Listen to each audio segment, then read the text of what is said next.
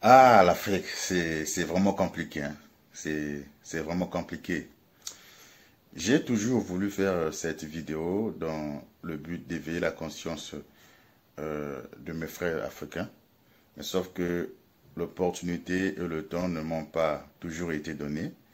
Mais aujourd'hui, gloire à Dieu, j'ai eu cette possibilité, cette opportunité et ce temps pour aligner mes idées et vous faire part de ce que je ressens actuellement. Donc, je vais commencer par vous emmener dans un monde imaginaire parfait. Et à partir de ce monde imaginaire, on pourra tirer quelques leçons pour savoir ce qu'on pourra faire au cas où une partie de ce monde imaginaire venait à se réaliser. Donc, j'aimerais que vous prêtez attention à mon monde ou à l'explication de mon monde imaginaire.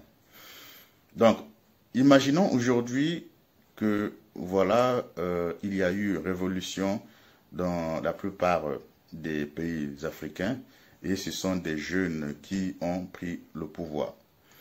Les jeunes, à l'image de Ibrahim Traoré, venant avec l'amour du pays, avec toute cette fougue de la jeunesse là, dans le but de pouvoir changer les choses.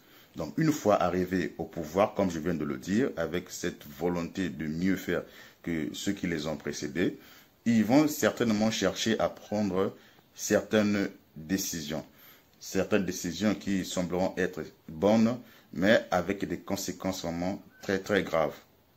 Donc, voici ce qu'ils peuvent dire. Ils peuvent dire, bon, à compter de maintenant, pour le bien des nationaux, nous aimerons que, voilà, certaines activités soient uniquement réservé aux nationaux. Donc, à compter de maintenant, les boulangeries, les chambres froides, tout ce qui est, par exemple, alimentation, sera entre les mains des nationaux.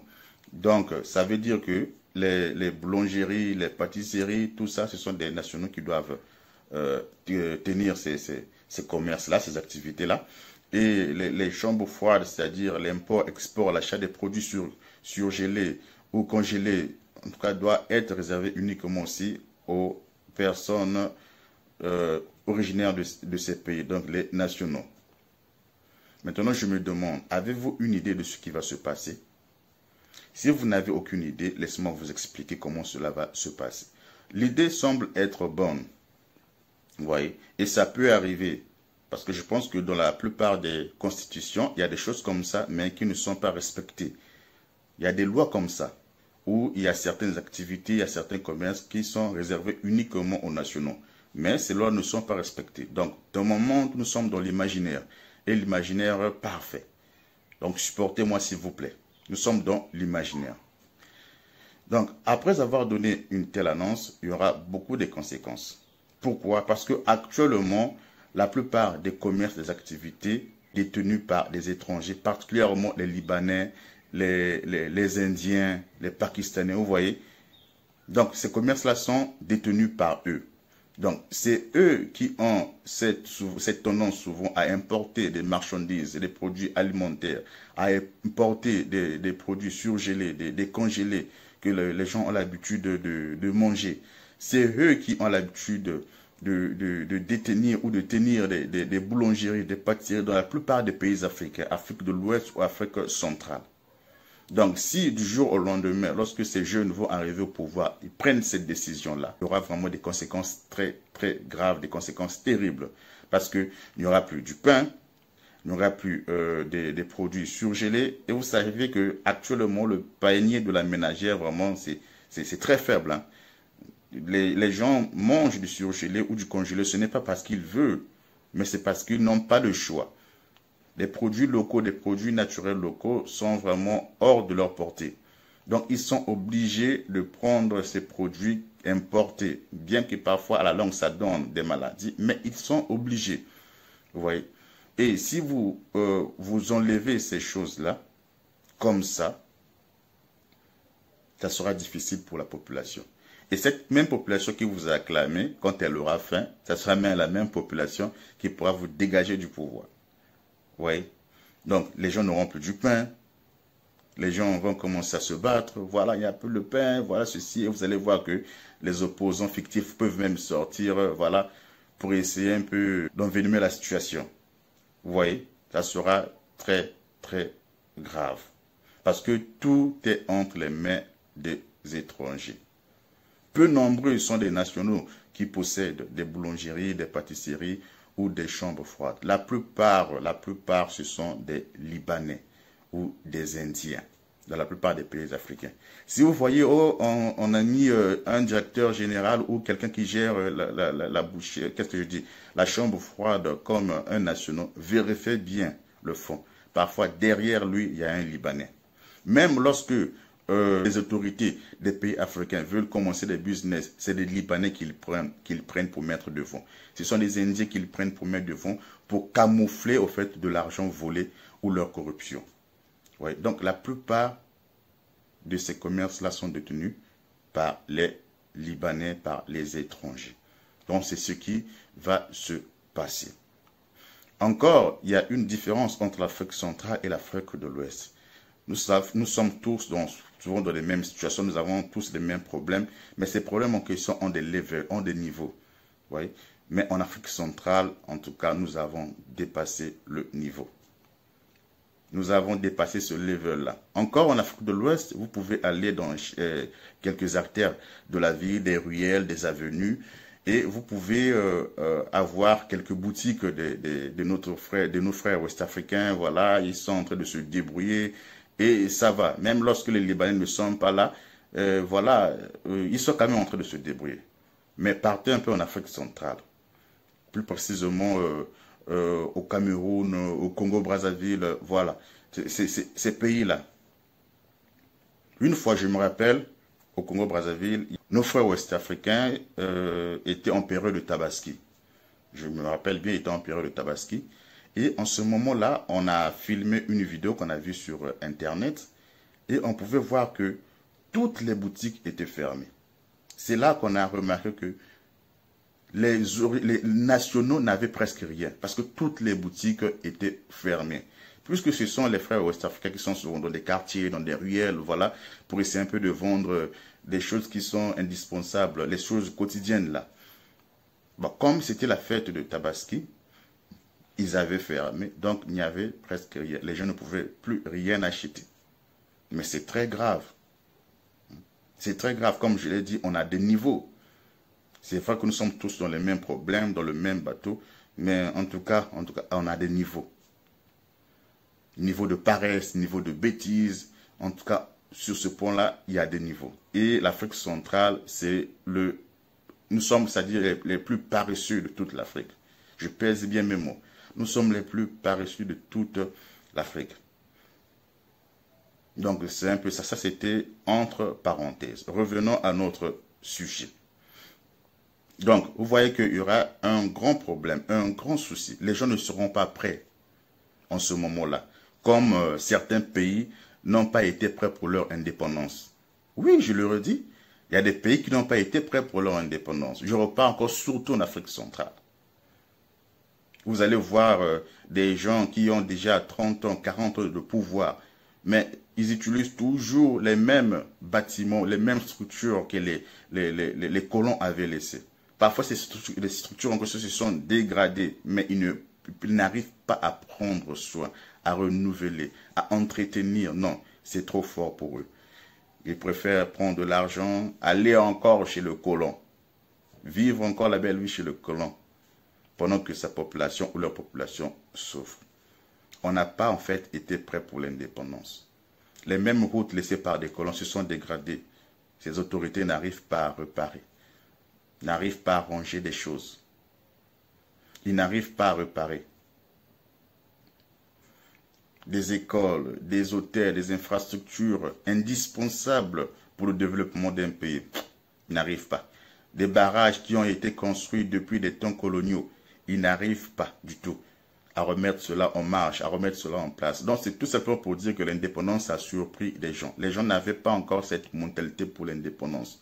Donc voilà pourquoi lorsque les gens se sont accaparés du pouvoir depuis ces indépendances-là, ils n'ont pas voulu laisser Ils sont considérés comme des rois et faisant souffrir des populations. Donc ça aussi c'était entre parenthèses. C'est pour simplement dire que nous serons aussi, on va aussi arriver dans la même situation où les gens ne seront pas prêts à embrasser ces genres d'initiatives ou de décisions. Donc qu'est-ce qu'il faut faire actuellement? C'est là où je veux en venir. Donc une fois après avoir vu ces problèmes du monde imaginaire parfait, il faut maintenant trouver une solution au cas où une partie de ce monde imaginaire venait à se réaliser ou à s'accomplir. Donc, c'est le moment maintenant de chercher à prendre petit à petit une partie du marché des mains des Libanais et des étrangers. Il peut y arriver. Je pense que le président ougandais a fait un truc comme ça. Je crois que c'était le président Idi Amin Dada. Je crois que c'était le troisième président de l'Ouganda. Donc pendant cette période de 1971 à 1979, lorsqu'il est arrivé au pouvoir, il a constaté que 80 à 90% de l'économie ougandaise était entre les mains des étrangers. Et il n'était pas d'accord. Il était contre ça. Il était donc obligé de ravir des commerces auprès des étrangers pour donner cela aux mains des Ougandais. Mais qu'est-ce qui s'est passé? Les Ougandais n'étaient pas prêts. Ils ont fait pire que ce que les étrangers faisaient. Les étrangers au moins arrivaient à mieux gérer. Mais comme ça leur est tombé entre les mains comme ça, ils n'étaient pas prêts au fait à pouvoir gérer les activités qu'on leur avait données. Et vous connaissez la suite. Donc on peut aussi arriver à avoir des mêmes problèmes actuellement. Donc voilà pourquoi je recommande, je conseille ou je propose à ce que les gens dès maintenant puissent se lancer dans ces activités-là. Dans des boulangeries, la production. Parce que moi, je ne peux pas comprendre un pays qui se dit souverain, un pays qui se dit indépendant, puisse permettre à ce que les activités sensibles de la nation soient détenues par les étrangers. La production du pain, de l'eau potable, les produits, les aliments, tout ça. Mais c'est dangereux, c'est très dangereux. Voilà pourquoi les fils des nations, c'est-à-dire les originaires, c'est-à-dire les nationaux, doivent dès maintenant comprendre que c'est le temps pour eux de reprendre petit à petit ces commerces-là. Je sais qu'il y a beaucoup de gens qui ont de l'argent dans leur compte bancaire, dans des maisons. Ils peuvent faire cela. Ils sont en tout cas dans la capacité, dans la possibilité de pouvoir faire cela. Mais c'est juste un manque de volonté ou parfois aussi un manque d'idées. Donc ici, j'encourage à ceux qui ont des moyens, un peu de moyens, on ne demande pas des milliards ou des milliers de millions, non, un peu de moyens à se lancer dans la création ou dans les boulangeries, les pâtisseries, la production d'eau minérale, des blocs, même des blocs de glace. Des blocs de glace, la machine coûte à peine 2 à 3 millions de francs CFA. Et beaucoup des Africains peuvent avoir ces machines-là. Mais vous allez voir dans certains pays, ce sont des étrangers qui détiennent ces entreprises de blocs de glace, de vente de blocs de glace. Et les nationaux partent acheter auprès de ces Libanais ou de ces Indiens-là. Mais c'est vraiment triste. Nous sommes là pour vous accompagner. Donc, si vous voulez, par exemple, acheter des équipements pour la boulangerie, nous serons là pour vous accompagner. Si vous voulez acheter des équipements pour la pâtisserie, le fast-food, la restauration, nous serons là pour vous accompagner. Si vous voulez aussi vous lancer dans la vente des blocs de glace, nous serons aussi là pour vous accompagner. Vous pouvez commencer petit et au fur et à mesure évoluer. Si vous voulez aussi vous lancer, par exemple, dans la production d'huile de palme raffinée et pouvoir reprendre aux besoins de votre population ou de votre localité, c'est déjà un bon début. Nous serons là aussi pour vous accompagner. La savonnerie, nous serons là pour vous accompagner. Tout ce qui est industrie, nous sommes là pour vous accompagner. Notre objectif à nous, c'est de voir les frères africains évoluer. C'est le moment de vous lancer dans cette activité-là. Pour que lorsque cette période arrivera, que les gens ne soient plus surpris. Que les gens ne soient plus pris de court. Que les gens ne puissent pas se dire, ouais, on n'était pas prêt. Que vous ne puissiez pas sentir cette grande différence. Que vous ne puissiez pas sentir ce manque, au fait, qu'il y aura dans le pays. Parce qu'il y aura des gens qui pourront combler ce vide. Mais c'est maintenant qu'il faut commencer. Ne soyez pas surpris. Donc, c'était ce que j'avais à dire dans cette vidéo. En tout cas, pour ceux qui veulent se lancer, un conseil que je donne, il faut aussi avoir cette habitude de lire d'abord la fiscalité de votre pays avant de vous lancer. Parce que certaines personnes commencent d'abord sans comprendre même la fiscalité. Vous allez dire non, les Libanais, lorsqu'ils viennent, ils sont en train de corrompre nos dirigeants, voilà ceci, mais vous qui vous empêche d'assurer vos arrières. Vous lisez la fiscalité de votre pays, c'est un point, et ensuite, vous cherchez quelqu'un qui va assurer vos arrières. C'est simple, faites comme les Libanais. Si actuellement la politique demande qu'on fasse comme cela, faites comme cela. Lorsque le moment viendra où les gens qui ont un amour véritable pour leur pays arriveront, dans ce cas, vous aussi, voilà, vous faites comme ça sera en ce moment-là. Mais pour le moment, comme les gens sont en train de marcher avec un pied, vous êtes obligé d'aller avec un pied. Vous lisez votre fiscalité, vous savez comment ça se passe. Est-ce qu'il faut donner telle somme? Est-ce que nous sommes obligés de donner toute la somme avant de commencer? Ou bien on peut donner ça par partie? Ça va vous permettre d'évoluer, d'avoir des bénéfices et à la fin, donner à la fin. Voilà, ce sont des choses-là que vous pouvez d'abord chercher avant de vous lancer dans des activités. Et vous allez voir que vous allez réussir comme ça.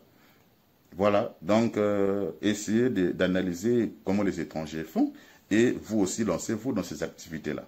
Donc merci d'avoir suivi cette vidéo. On se dit à plus pour une prochaine vidéo.